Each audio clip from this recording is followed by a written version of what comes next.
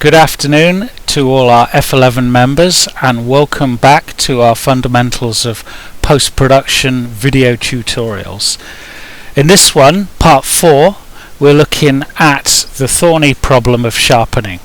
In previous tutorials we've gone through the whole process that we need to do to extract the very best from our precious raw exposures. And just to recap, we've gone through the whole process of what to do in terms of optimizing the tonal curve, the highlights, the shadows, the whites, the blacks, the color balance.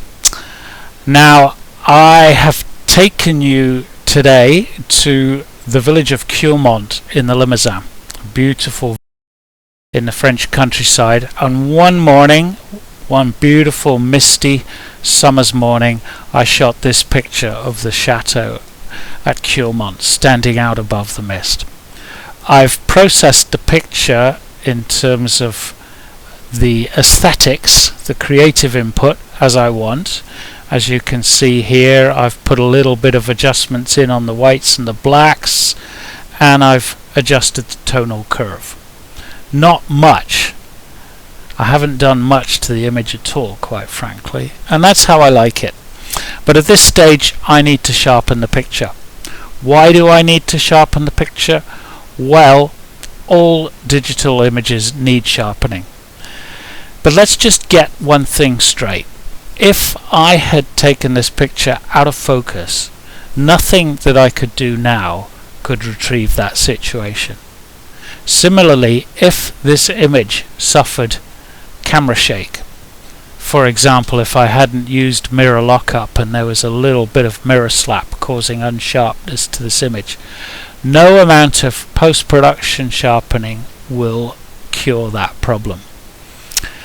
What we're doing at this stage is in effect just tidying up the edges of the images. And by their very nature, digital images are made up of blocks of pixels.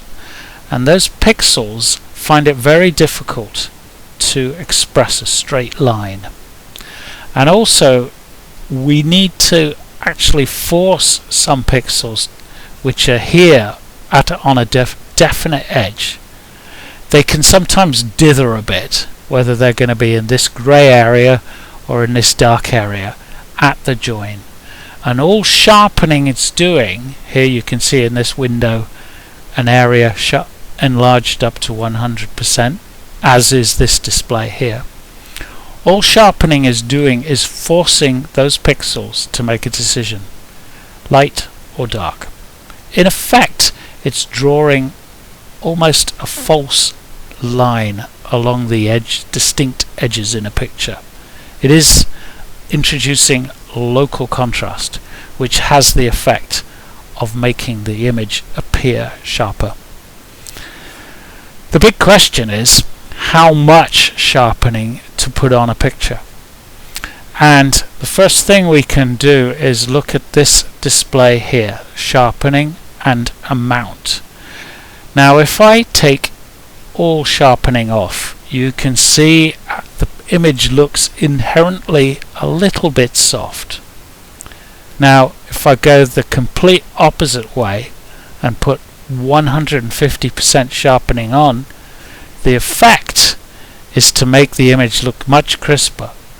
But if you look down here, you can see there's a grittiness to the image, and here along this edge there's some horrid artifacts creeping in, and here in the clear areas of clear tone you can see what in the film era we would have called grain. So an over sharpened picture looks absolutely horrible. So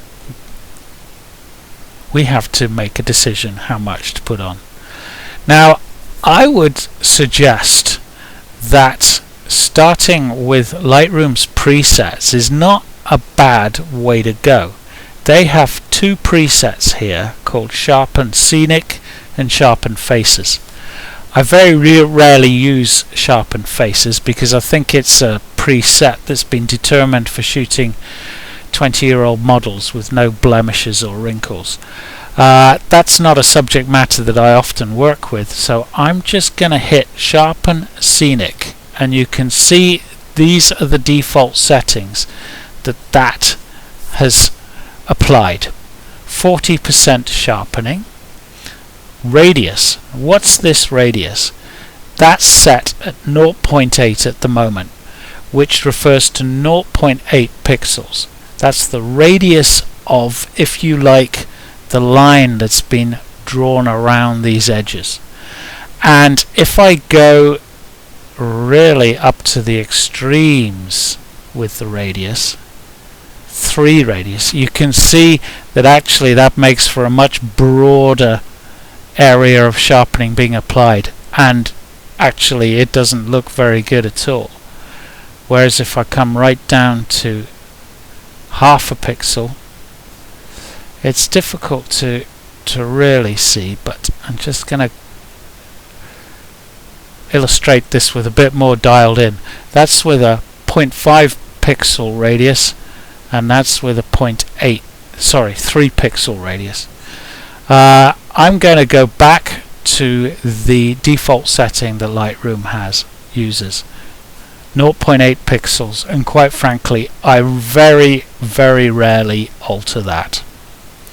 Now the detail slider, again, is quite a difficult thing to understand what it does, but if I bring it down to 0, you can see here there's a little bit of softness creeping in.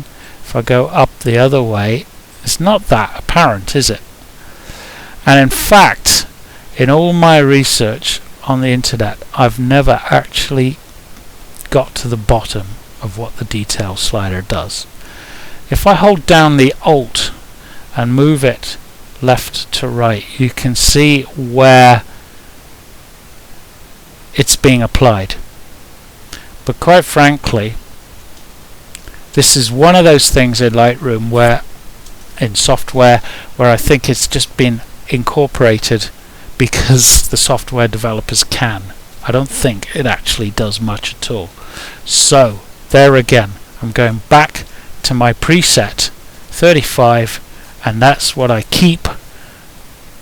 Radius and detail very rarely change. The two things that I do change are the amount and the masking. Again, too much sharpening is definitely counterproductive.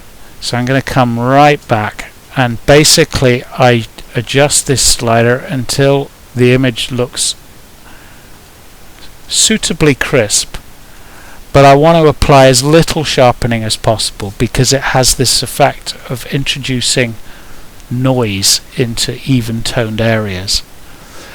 Going back to my preset here, Scenic, the one thing that I do find is useful, very useful, is this masking tool. Now the thing is, we only want to apply sharpening where there are definite edges and sharp discernible detail, such as in this brickwork and in the building, in the trees up here.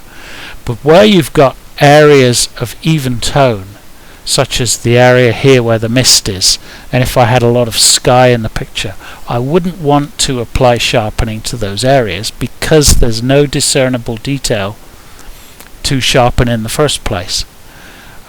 So what the masking tool does, if I hold down Alt and move this across, it introduces a mask, and where the black is indicated is the mask. Where it's black, no sharpening is being applied. Furthermore, I move it to the right, the more of the image is masked, and obviously that's way too far. What I want to do is just mask off the areas of mist and even tone in the picture, and looking at that, I'd say that's about right. And what that's going to do now is just apply sharpening to the areas where there is discernible detail. Now that is basically all I've done, and I can do that very, very quickly. What I do is I start with this preset here, Sharpen, Scenic, and then I fine tune. Often I won't touch the amount, very rarely touch radius or detail, but I do adjust the masking. Very, very useful that.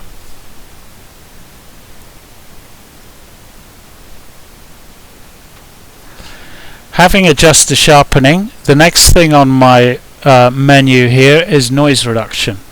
Now the thing is, I shot this picture at 100 ISO. There is virtually no noise in the image anyways. If I had shot at a very high ISO setting, I may want to use this facility here, noise reduction, but I don't in this particular case. I very rarely do use noise reduction, so we'll pass over that. The next thing to look at is lens corrections, and actually if I just click on profile here and enable profile corrections, you can see it's read the lens I've used. I was wrong earlier, it was the 100 to 400 mm lens I used here. It's automatically picked that up from the mates data and it's enabled a profile correction. What that has done is corrected the distortion of that particular lens. If I click that on and off, you can see the effect. Now the thing is, all lenses distort to some extent. Cheaper lenses do so more than more expensive professional lenses. But the thing is, it's not an issue, because alright, there's a little bit of distortion, you can see the effect there, but really it's not worrying me at all, and it's not apparent either. It very, very rarely is. For landscapes, even for the most fine architectural image, a little bit of distortion is not something I'm going to be lying awake at night losing sleep over. And generally speaking, the fewer corrections you apply, the better, because every correction is distorting and stretching the image. To correct that distortion, it's stretching the picture, and stretching means throwing away pixels and information, and that's something we don't do unless we really have to. So I'm not going to do that. Okay, that's enough for today. What we're going to do next month, when we carry on the fundamentals of post-production, is carrying on working through some of the effects of the lens corrections that can be applied manually, and then we're going to look at how we actually output the picture. So thank you very much, and we'll see you next month.